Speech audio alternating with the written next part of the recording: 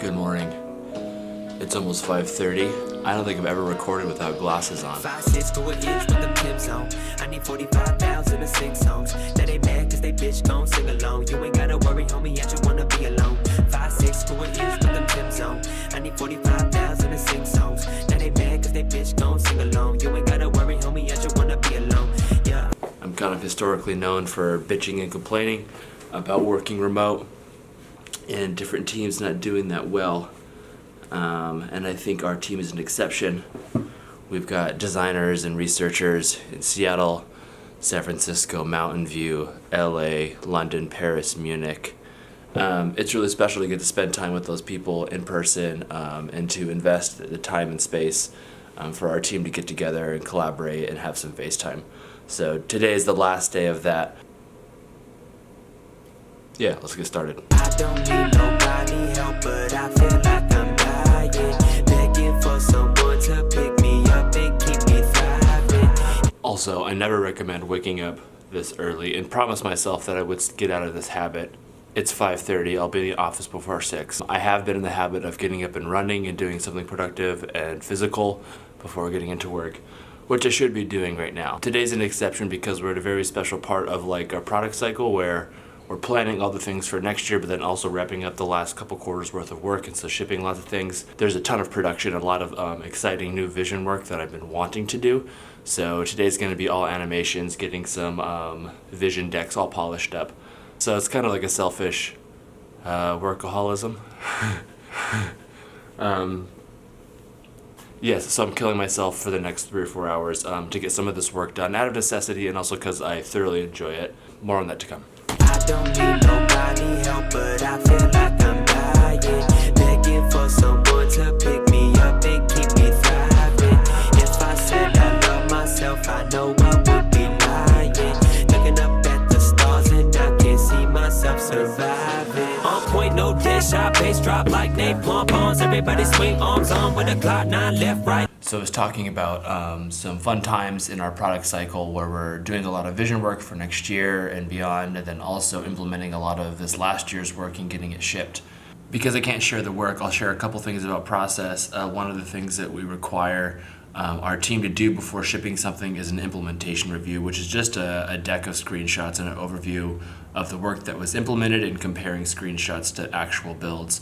So I have a bunch of those to put together, which is kind of tactical, just like busy work, but also kind of fun to get down to the pixel detail and figure out which things still need to be audited and redlined.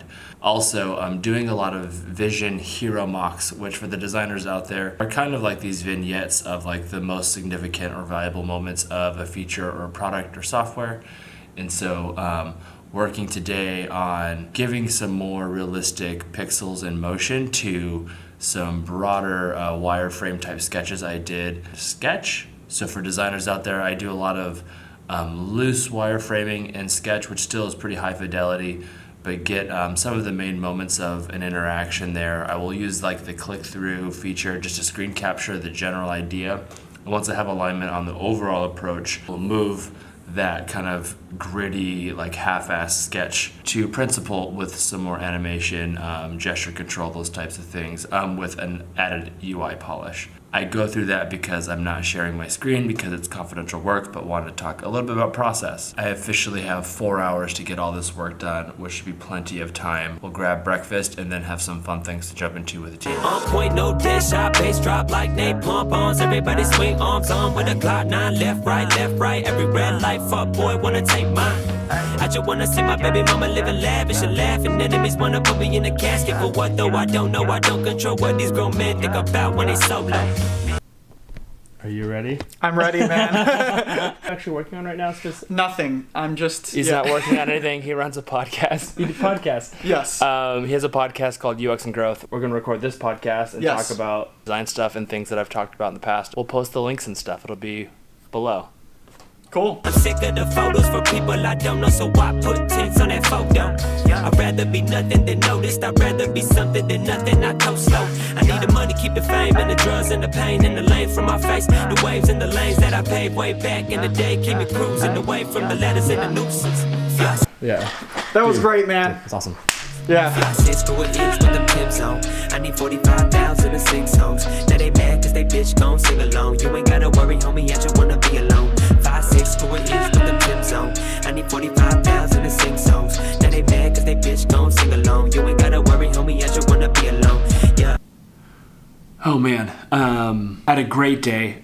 Skipped from this morning to this afternoon. Just about to head out to the airport to catch my flight home. And the rest of the team went to go do an offsite, which I unfortunately couldn't attend. But got to do a really cool interview and podcast with one of my coworkers, Austin, who has a podcast, has worked all over the world, and has some really interesting points of view. He asked me to be on his podcast to go through one of the talks that I had given at our last UX Convergence here at Chrome, and a talk that I had given in Toronto at FITC. It's a talk that I titled Designer at Scale. It really just talked through some of my career path and like jogs and evolutions and things that I've learned about. But I want to dig into it a little bit just because it's related to what just happened, which we did this thing called the Brag Slam, which sounds kind of cheesy. But essentially, it's like a time to give words of affirmation to your team members, then also for like actually practicing talking and celebrating things that are positive about yourself, which I think is something that we do really poorly as designers and as creatives. I find ourselves being very critical, which is good for our craft, but often not so good for our own self-image and or wellness mentally.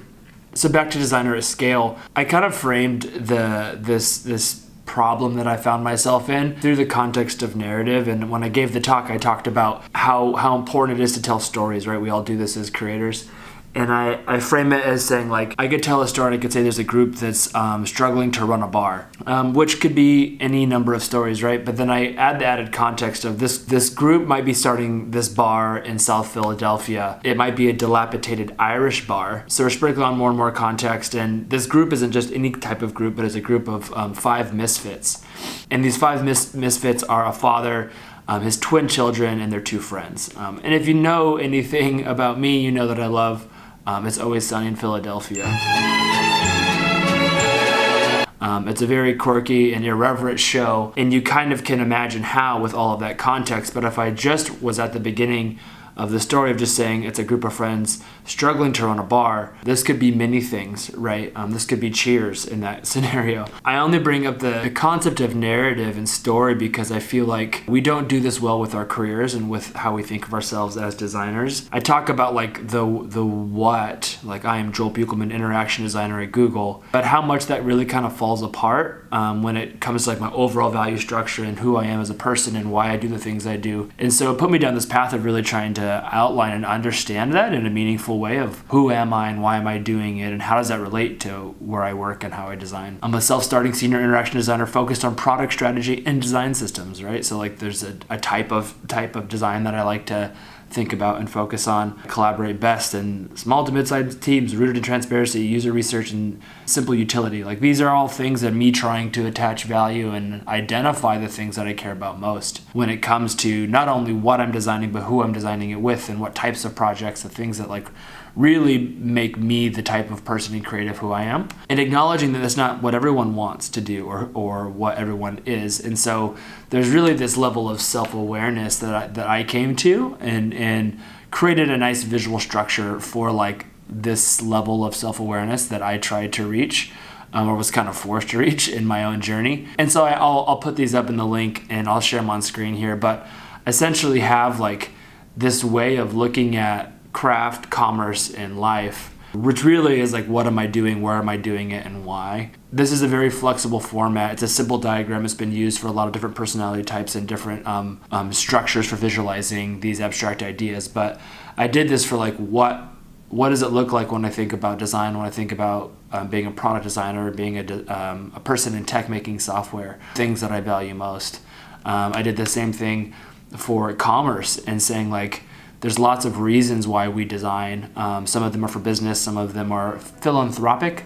Some of them are for other good reasons. There's lots of variety and nuance about like, okay, so you're a designer, but like, where are you a designer? What does that afford you? You can imagine this in the context of like a small company versus a large company. There's obviously going to be pros and cons for both. And it's very important to understand which of those things you value most. So I looked at that also in the commerce space. So the last part and probably the most important part of this process was for me to look at these things most closely to me, like the things that I care most about that is really not work. It's the things that I'm trying to grow in personally, things I'm trying to grow in like physically or mentally, and then also like what's most important for my family and for my kids and for my wife.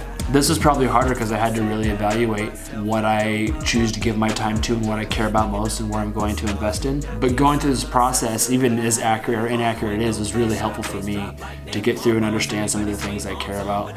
And the only reason I'm bringing any of this up and talking about this because it's just been a theme that's come up over and over about self-awareness. And in that brag slam we just did with my team, to hear what everyone's doing and why they're doing it and the things they've achieved and why it's important to them is such a humanizing thing. It creates so much empathy and so much care, I think, for the people around us. I don't think you can ever get to the point of sharing those things with your peers or with your managers or with the people that are on your team if we don't have the self-awareness and the ability to actually give ourselves the credit and say like, good job, you did this, or you care about these things and that's okay, or you don't care about these things and that's okay. I think it's easy to adopt a point of view and to think a certain way or to believe a certain identity that someone gives you.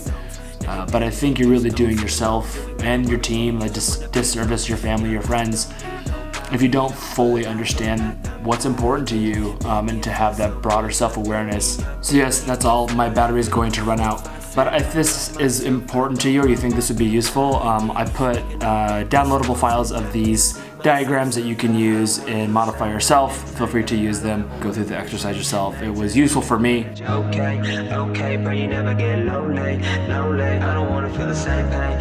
I don't ever wanna maintain. I'm just hoping that you're okay, but you never get lonely.